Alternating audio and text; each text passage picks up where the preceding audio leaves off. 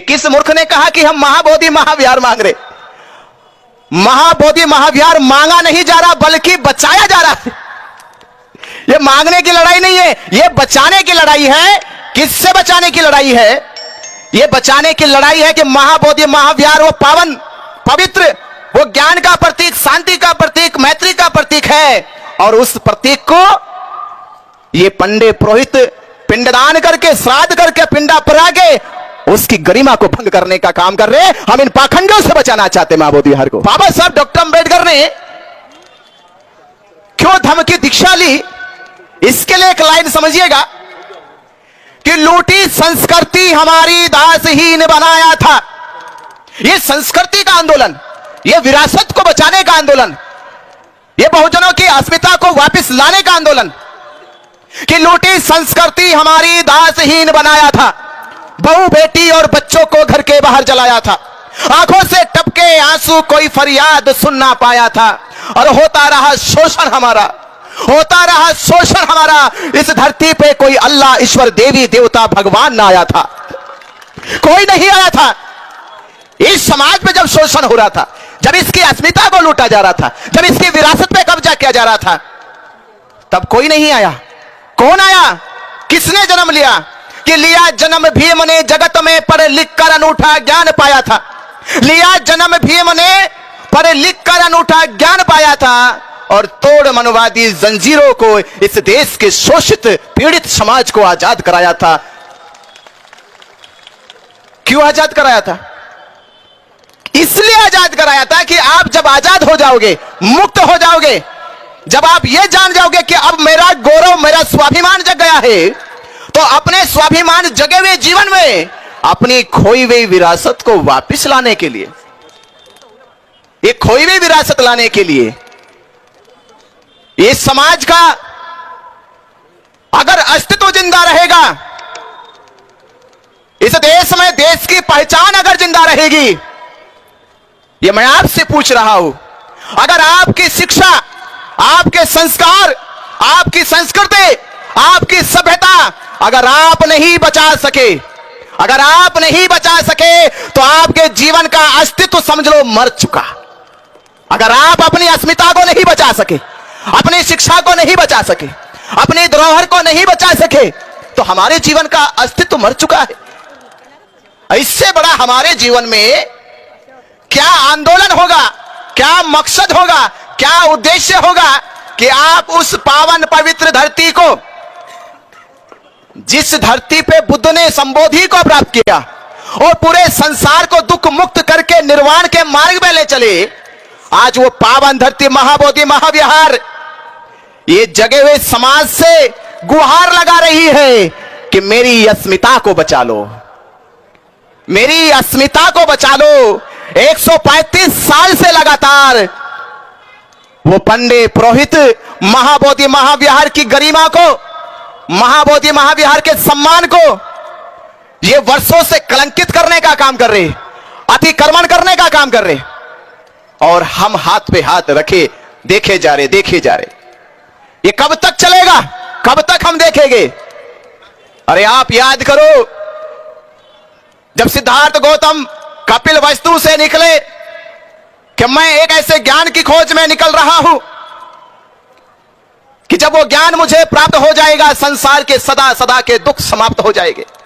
और जब सिद्धार्थ गौतम बुद्ध बने और 7 वर्षों के बाद कपिल वस्तु पहुंचे, तो कपिल वस्तु के लोगों ने सर झुकाकर पुष्पों की बौछार करी, पुष्प बिछाए गए, और यह कहा गया कपिल वस्तु के सभी लोगों से कि आज सिद्धार्थ नहीं आ रहा है, आज सिद्धार्थ के बदले बुद्ध चले आ रहे हैं, क्योंकि जिस मकसद से गए थे वो मकसद पूरा हो गया है। तथागत बुद्ध ने यह रहस्य जान लिया है कि संसार में दुख है, दुख का कारण है, दुख कारण का निवारण है, और उस निवारण का ये मार्ग है। ये मार्ग को जानकर आए हैं, ये मार्ग हमारे जीवन के निर्वाण का मार्ग है।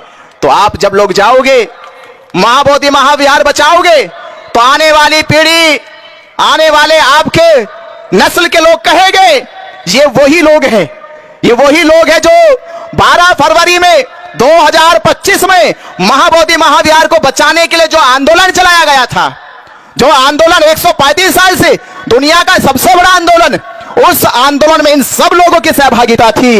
ये वो हमारे वीर महापुरुष हैं जिन्होंने महाबोधि महाविहार को बचाया है। वो फक्र करेंगे, वो अपने ऊपर ये गौरव करेंगे कि आप उनके पूर्वज हैं, आप उनके महापुरुष हैं।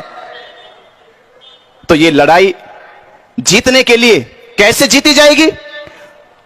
हमसे किसी ने कहा कि आप तो बौद्ध भिक्षु हैं, आप तो घर त्याग करके सन्यासी बने, भिक्षु बने, तो आप ये मांग क्यों कर रहे हो? क्यों महाबोधि महाविहार मांग रहे हो? मैंने क्या, किस मूर्ख ने कहा तुमसे? ये किस मूर्ख ने कहा कि हम महाबोधि महाविहार मांग रहे? महाबोधि महाविहार मांगा नहीं जा रहा, बल्कि बचाया जा रहा है। ये मांगने की लड़ाई नहीं है, ये बचाने की लड़ाई है। किससे बचाने की लड़ाई है? ये बचाने की लड़ाई है कि महाबोधि महाविहार वो पावन, पवित्र, वो ज्ञान का प्रतीक, शांति का प्रतीक, मैत्री का प्रतीक है। और उस प्रतीक को ये पंडे पुरोहित पिंडदान करके, श्राद्ध करके, पिंडा परा के उसकी गरिमा को भंग करने का काम कर रहे। हम इन पाखंडों से बचाना चाहते हैं महाबोधि विहार को। हम महाबोधि महाविहार को, जो पूरी दुनिया इस श्रद्धा से दान देती है कि महाबोधि महाविहार में गया दान वहां के बौद्ध भिक्षुओं को प्रशिक्षित करेगा, वहां के बौद्धों के लिए कॉलेज यूनिवर्सिटी बनेगी, वहां के बौद्धों को धर्म प्रचार प्रसार करने के लिए सुविधा मुहैया कराई जाएगी। पर आपके इस धर्म प्रचार प्रसार के रथ को रोकने के लिए इन्होंने 1949 में महाबोधि महाविहार के ऊपर यह एक्ट बनाया, जबकि भारत में ना तो मस्जिद पे एक्ट बनाया गया, ना मंदिर पे एक्ट बनाया गया, ना गुरुद्वारे पे एक्ट बनाया गया, ना चर्चों पे एक्ट बनाया गया। ये महाबोधि महाविहार पे एक्ट इसलिए बना दिया गया क्योंकि बाबा साहब डॉक्टर अंबेडकर ने 1935 में कहा था, मैं हिंदू धर्म में पैदा हुआ, ये मेरे वश की बात नहीं थी, पर मैं इसमें मरूंगा नहीं। ये लोगों को खतरा लगने लगा, ये तो जन सैलाब आने वाला है, सुनामी आने वाली है।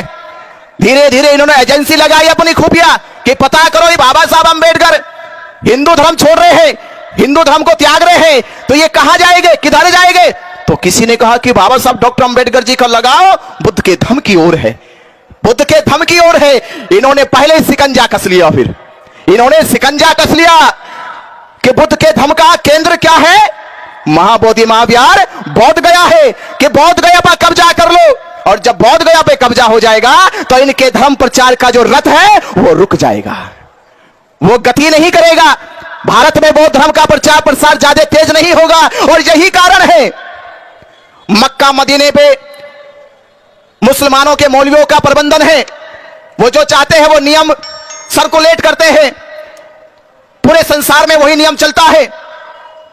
यरूशलेम वेटिकन सिटी के चर्च में जो नियम बनाते हैं ईसाई लोग, पादरी लोग, पोप लोग, वही पूरी दुनिया में चलता है। हिंदू लोग भी अपना नियम बनाते हैं, अपने कानून बनाते हैं, पर बौद्धों के पास अपना धर्म स्थल नहीं है।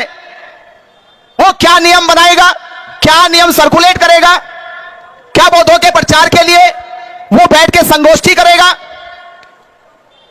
और ये नहीं हुआ तो लोगों का विश्वास टूटने लगा। लोग कहने लगे, जैसे अभी अभी हमने मंचों से सुना और देश में जगह जगह कहा जा रहा है बौद्ध तो अल्पसंख्यक है, और हम मूर्ख लोग समझ भी गए हम अल्पसंख्यक है। हमें कहा गया बौद्ध अल्पसंख्यक है, जैन अल्पसंख्यक है, सिख अल्पसंख्यक है, और हम लोगों ने मान भी लिया कि हम अल्पसंख्यक है। आप मुझे बताओ, जो अल्पसंख्यक है आज तक उसे किसी ने अल्पसंख्यक नहीं कहा। जो अल्पसंख्यक है देश में उसे किसी ने अल्पसंख्यक नहीं कहा। बौद्ध इस देश का बहुसंख्यक है, जिसकी पहचान मैं बता रहा हूं। हमारे राष्ट्रीय ध्वज में जो अशोक चक्र है वो किनका है? वो बौद्ध धर्म का है। जो भारत रत्न दिया जाता है पीपल के पत्ते पे, वो किनका प्रतीक है? बौद्धों का प्रतीक है। जो अशोक लाट है वो किनका प्रतीक है? बौद्धों का। जो पक्षी है, राष्ट्रीय पक्षी मोर है, वो किनका प्रतीक है? बौद्धों का, मौर्य साम्राज्य का। भारत की जो आइडेंटिटी है, भारत की जो पहचान है, और प्रधानमंत्री और कुंभ मेले में योगी आदित्यनाथ कह रहे कि जब तक बुद्ध रहेंगे तब तक भारत रहेगा। तो इस भारत का या इस दुनिया में अगर कोई बहुसंख्यक है तो वो बौद्ध है। और इस देश में जो अल्पसंख्यक है वो कौन है? अल्पसंख्यक कौन है?